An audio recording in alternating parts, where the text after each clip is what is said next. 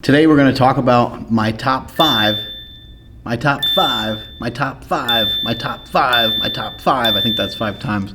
We're going to talk about my top 5 favorite carnivore foods. And what I'd love for you guys to do is I'd love you to chip in on this. I might mention more than just 5, but we're going to try to stick to just 5.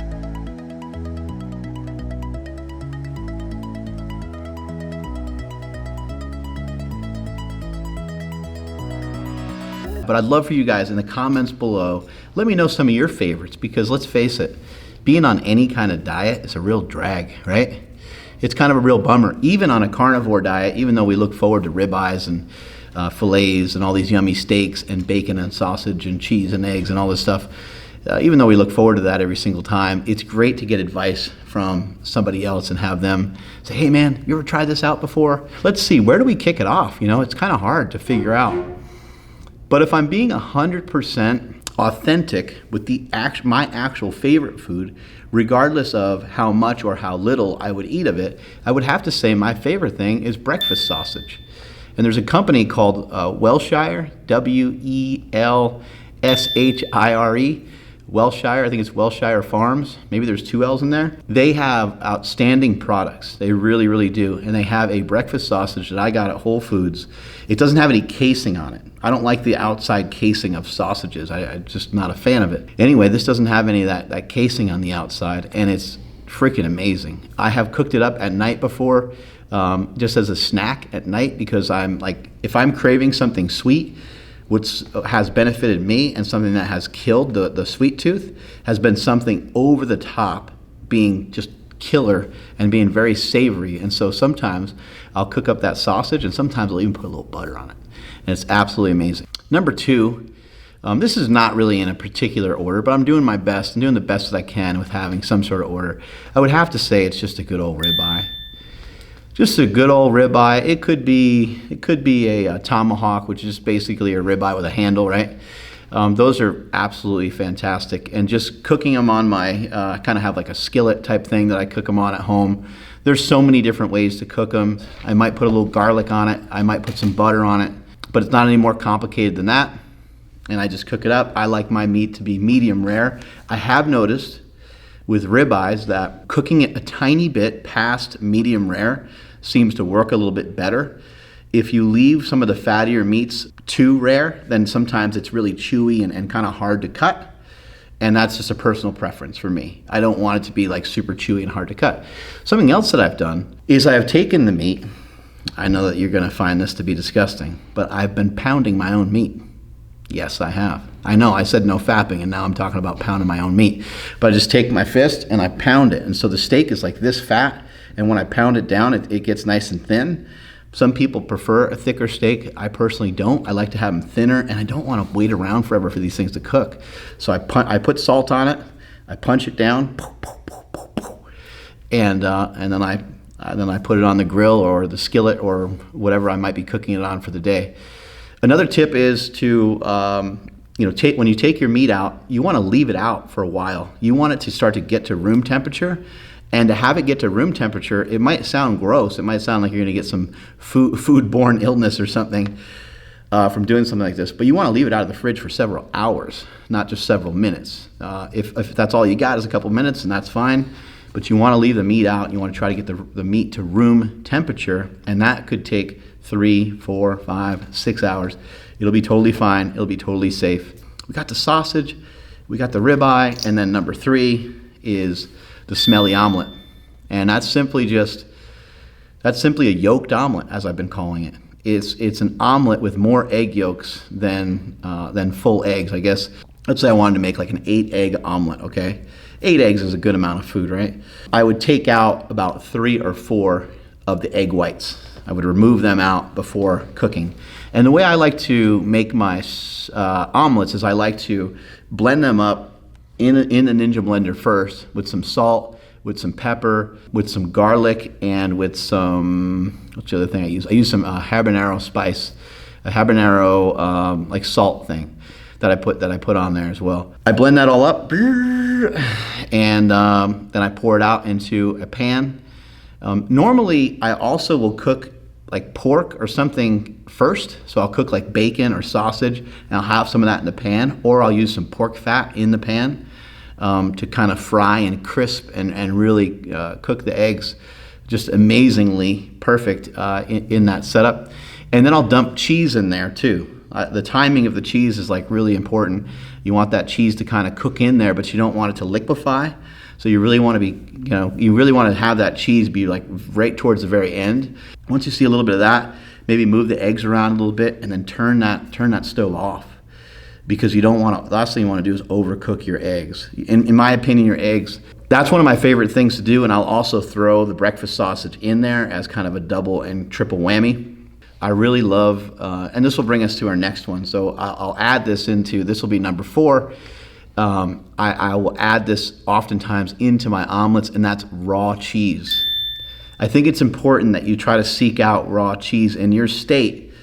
You might not have what we have here in California. We have the ability to get like some of these raw products, and it's my belief that the less tampered with the milk is, the less tampered with the heavy cream is, the less tampered with that the cheese is, the more you're going to get vitamin A, vitamin D, and vitamin K. These are powerful, powerful micronutrients that you want in your body. And so I usually try to go for raw cheeses. There's a company called Organic Pastures, and they make a shredded cheese that's really, really good. There's 2 areas to spend your money that I think could be valuable to you. One is on cheese, and 2, if you can tolerate cheese, and 2 is on the types of meats that you buy. So if you buy leaner steaks, it will matter less. It will matter less the grade of it. There's prime meats, right?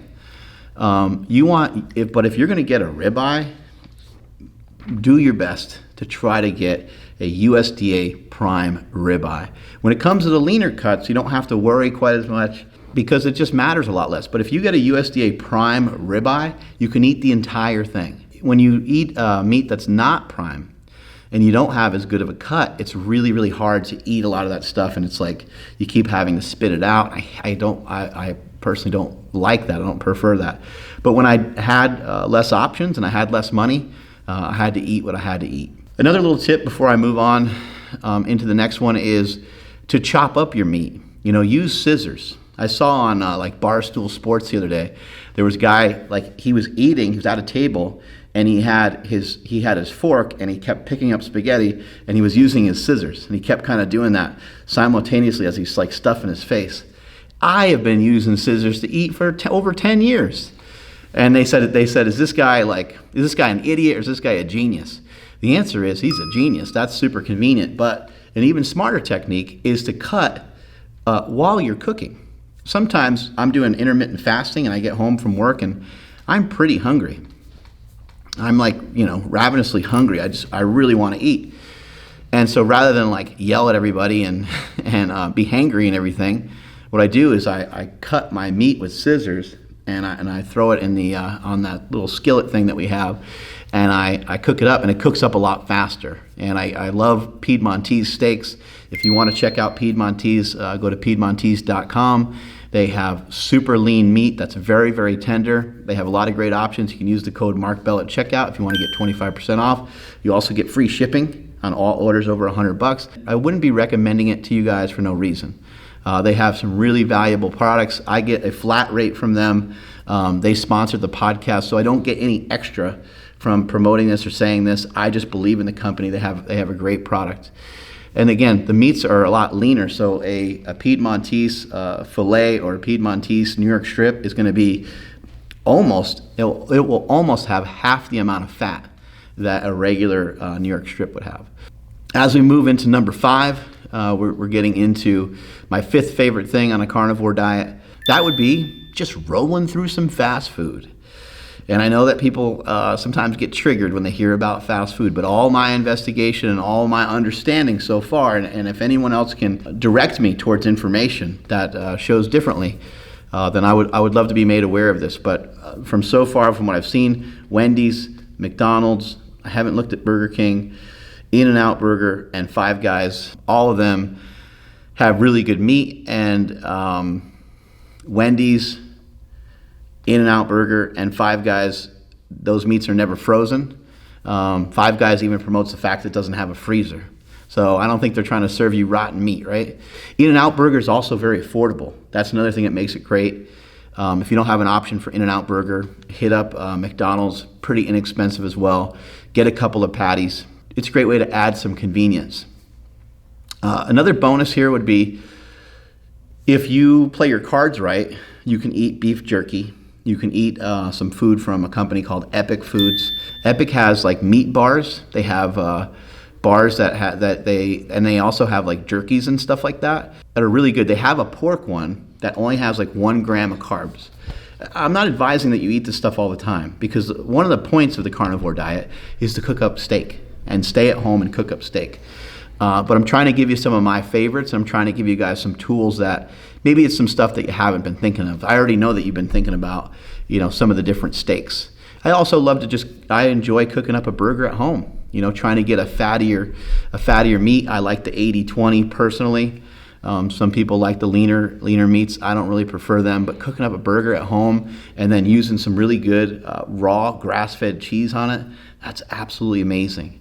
Also, in addition to that, get creative, because there's a lot of different things that you can cook. And if you have any understanding of cooking, then you're going to be able to be creative. It's going to allow you more freedom with your diet. There's a great cookbook out there. I've referred to it many times. It's called the Carnivore Cookbook. It's by Maria Emmerich. You're going to want to check that out. There's a lot of great information in that book. She tells you how to cook all different kinds of things, and even shows you like the different levels of carnivore that you may be, and how carnivorous you want the meal to be, if that makes sense, right? Anyway, that's all the time we got. Those are some of my favorites for the carnivore diet. Those are things that I tend to lean on, I tend to rely on. I still might have like salmon here and there, I might have filet here and there, but that's kind of the basis of most of my meals. Let me know. You guys let me know. You guys tell me, what's like a sleeper? What's something I missed? What's something that, in the comments below, give me some direction on some top secret carnivore meals that you have that I might not be aware of. Thank you guys so much for following along. Strength is never weakness. Weakness is never strength. Catch you all later.